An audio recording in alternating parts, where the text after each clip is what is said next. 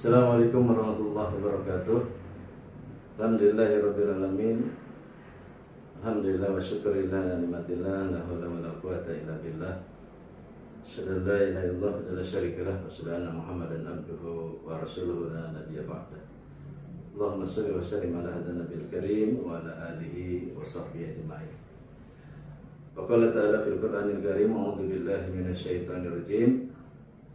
Syahrul Ramadan alladzi unzila fihi al-Qur'an hudan lin-nasi wa bayyinatin minal huda wal furqan. Al-ayah. Shadaqallahul azim.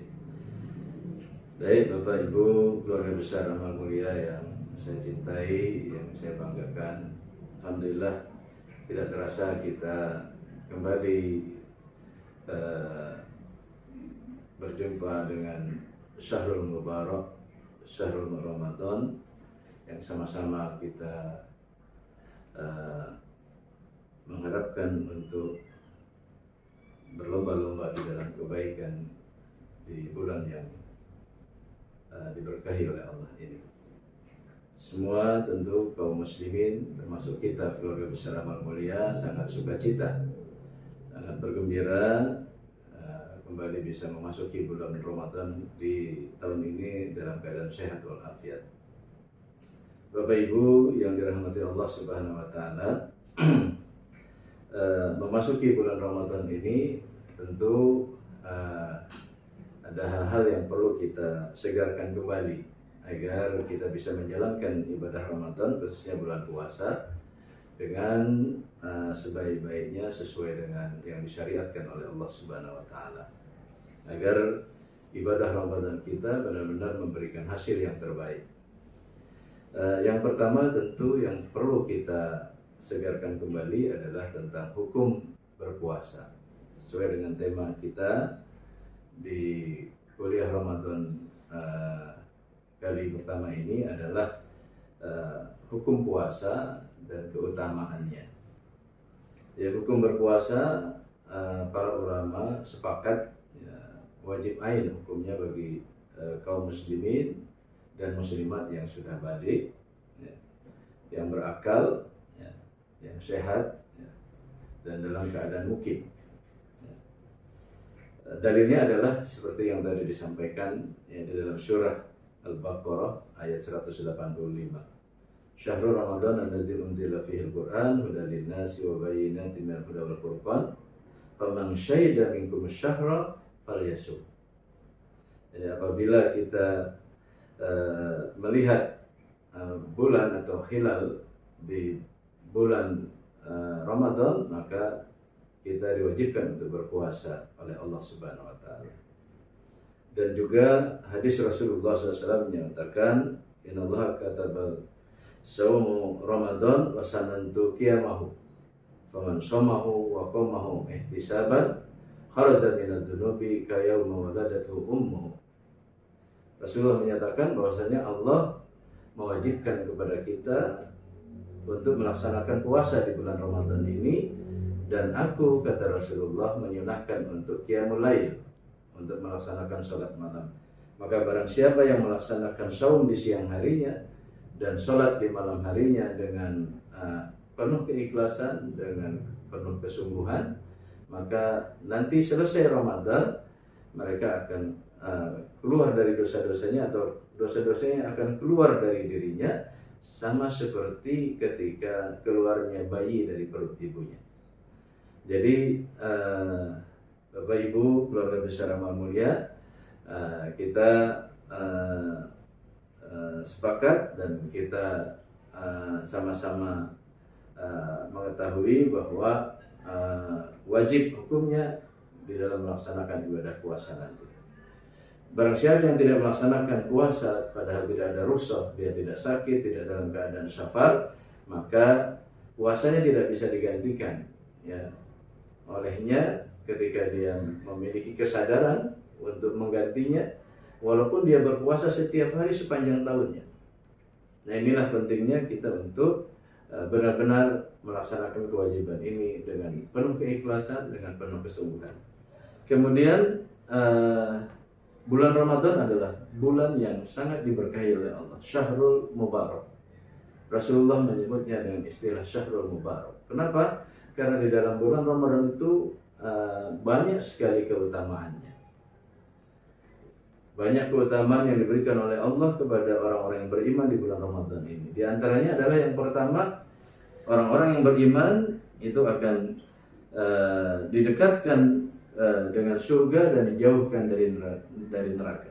Jadi ketika memasuki bulan Ramadan, Rasulullah menyatakan bahwa pintu-pintu neraka itu ditutup, pintu-pintu surga dibuka, ya, untuk orang-orang yang beriman. Ya.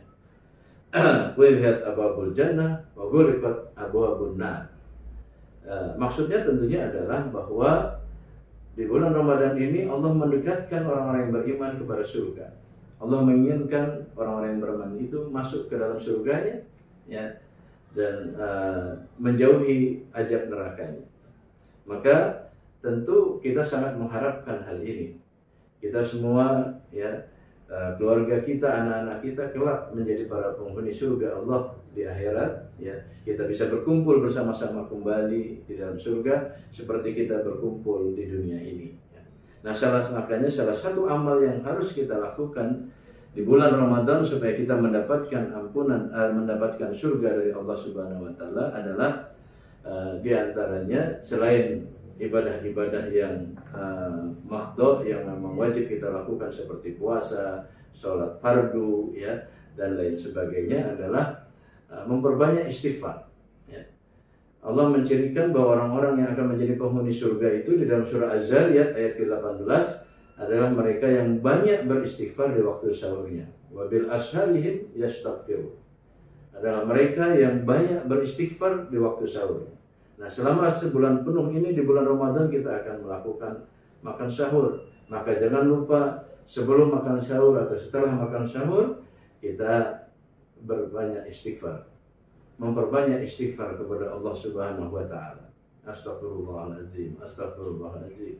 Atau Allahumma innaka afuwun tuhibbul afwa fa'fu anna, dan seterusnya. Dan kalimat-kalimat istighfar yang lainnya juga boleh, ya.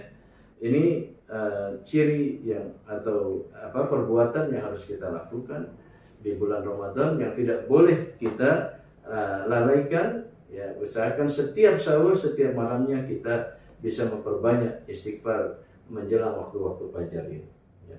Ya, karena ini merupakan amalan dari para penghuni surga. Kemudian yang kedua, untuk supaya kita dijauhkan dari api neraka tadi, maka Rasulullah menyuruh kita untuk memperbanyak sedekah, ya. Rasulullah menyatakan, "Fattaqun nar walau bisikin tamrah." Takutlah kalian kepada azab neraka walaupun hanya bersedekah dengan setengah biji kurma. Nah, kalau ini dilakukan, memperbanyak istighfar, memperbanyak sedekah di bulan Ramadan, insya Allah kita akan semakin dekat dengan surga dan semakin jauh dari azab neraka. Kemudian yang kedua, fadilah atau keutamaan yang kedua dari bulan Ramadan adalah bahwa kita akan dijauhkan dari gangguan setan. Karena waspadati syayatin, di bulan Ramadan ini setan dibelenggu sehingga gerakannya tidak lagi bebas untuk mengganggu manusia. Inilah kesempatan kita untuk meningkatkan ibadah kepada Allah Subhanahu wa taala. Dan kemudian yang ketiga, ya, di bulan Ramadan ini dilipat gandakan, ya, balasan pahala dari kebaikan dan ketaatan yang kita lakukan, ya. Kalau yang biasanya satu dibalas dengan 10 sampai 700 kebaikan, maka di bulan Ramadan ini dilipat gandakan lagi menjadi 10 kali minimal sampai 70 kali. Maka bersegeralah kita untuk menyiapkan diri untuk mengoptimalisasikan amal-amal kebaikan kita di bulan Ramadan ini, ya. Jangan sampai kita luput untuk mendapatkan pahala yang sangat besar dari Allah Subhanahu wa taala di bulan yang penuh kemuliaan ini. Kemudian yang keempat, yang menjadi keutamaan di bulan Ramadan ini adalah bahwa Allah menjanjikan hamba-hambanya untuk diampuni segala dosa-dosanya, ya. Dalam sebuah hadis yang sahih Rasulullah menyatakan, "Man shoma Ramadana imanan wa ihtisaban, ghufira lahu ma taqaddama min dhanbi. Man qama Ramadana wa man qama imanan wa ihtisaban ghufira lahu ma taqaddama min dzambi. Barang siapa yang melaksanakan saum di bulan Ramadan ini dan malamnya melakukan qiyamul lail ya, dengan penuh keimanan, keikhlasan dan dengan penuh kesungguhan, maka akan diampuni segala dosa-dosanya yang telah lalu oleh Allah Subhanahu wa taala. Dan yang terakhir, Bapak Ibu keluarga besar amal mulia yang dirahmati Allah, yang bisa kami sampaikan di tausiah kali ini adalah bahwa keutamaan yang besar di bulan Ramadan adalah bahwa kita akan diberikan bonus oleh Allah di akhir Ramadan dengan Lailatul Qadar. Inilah keutamaan besar yang kita kejar di bulan Ramadan ya, setiap tahunnya. Karena siapa yang mendapatkan Lailatul Qadar, dia akan mendapatkan kebaikan atau pahala dari Allah seperti kita melaksanakan ibadah dan pengabdian selama 1000 bulan. Ya. Tentu ini sangat sangat istimewa sekali untuk kita, sehingga kita patut untuk mengejarnya secara sungguh-sungguh, khususnya di 10 hari terakhir di bulan Ramadan nanti. Semoga kita bisa mengoptimalkan dan memaksimalkan ibadah kita di bulan Ramadan, dan kita bisa berhasil meraih segala keutamaan yang dijanjikan oleh Allah di bulan yang penuh berkah ini. Terima kasih. Assalamualaikum warahmatullahi wabarakatuh.